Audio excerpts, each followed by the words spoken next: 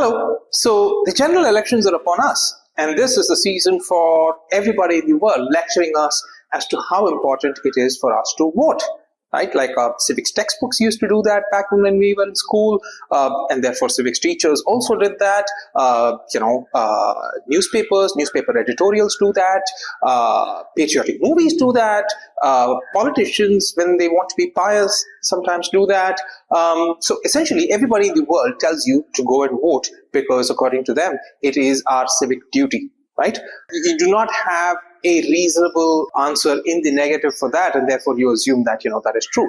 But if we were to actually quantify that and basically see what is the value of our vote in terms of deciding the elections, the way in which we'd go about it is to calculate the probability of impact in electing our MP, right? Like that's a reasonable way to estimate what the power of our vote is, right? So let's assume we wanted to do that, right? So what would we do then? Let's consider a medium-sized constituency in what is the largest state in this country, which is Uttar Pradesh, right? Azamgarh, the constituency which Mulayam Singh Yadav and later Akhilesh Yadav represented. I think the incumbent is now a BJP MP.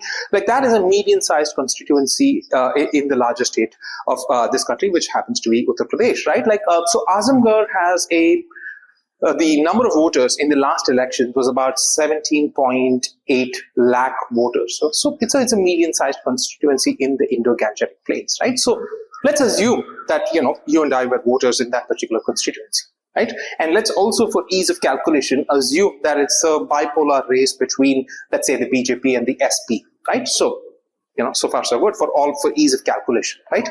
Now, if we really wanted to calculate this probability of our vote impacting the elections, an easy way to do that would be to assume that there are an odd number of voters, right? So assume that there are an odd number of voters overall, and then let's assume that this odd number of voters is n.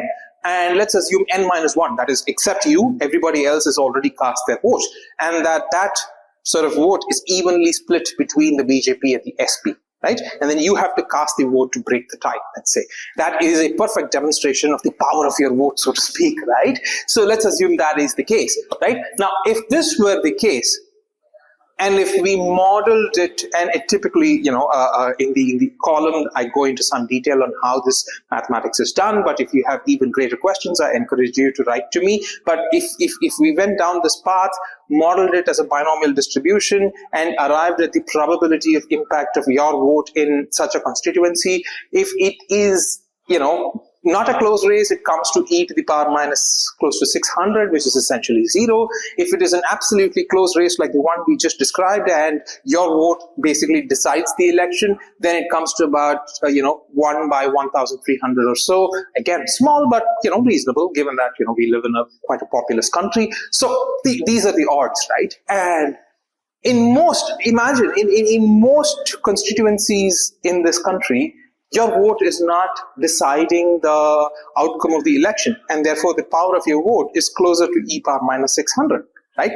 If that were the odds of any other thing in your regular life, you would basically treat that as 0 and go on with your life without making any effort towards it.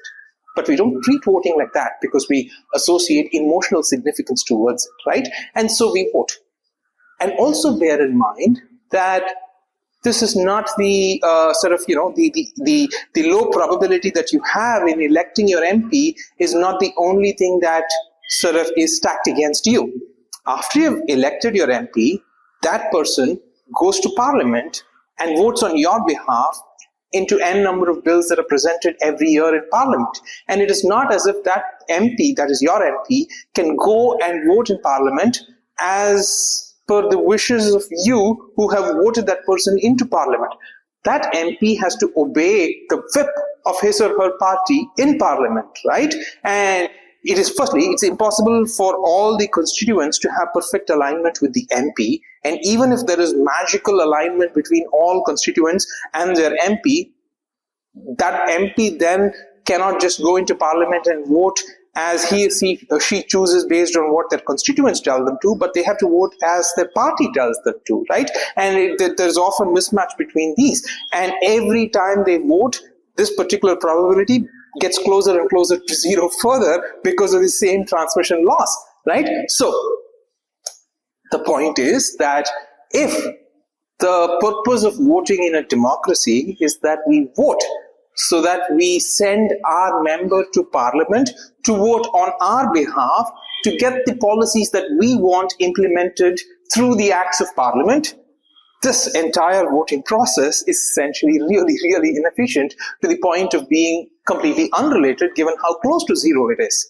right? So if you do really want to sort of make a difference in this democracy in terms of sort of trying to put your agenda forward, in terms of trying to see how, the policy that we are governed by is closer to the policy that you want to be implemented, etc., the way to achieve that is probably to sort of use the tools of what are called free speech in a democracy and start writing about these policies or talking about these policies or protesting or, organizing or, doing activism or things of that nature, as opposed to just voting, because voting, as we have just seen, is a very inefficient idea of transmitting the will of the people.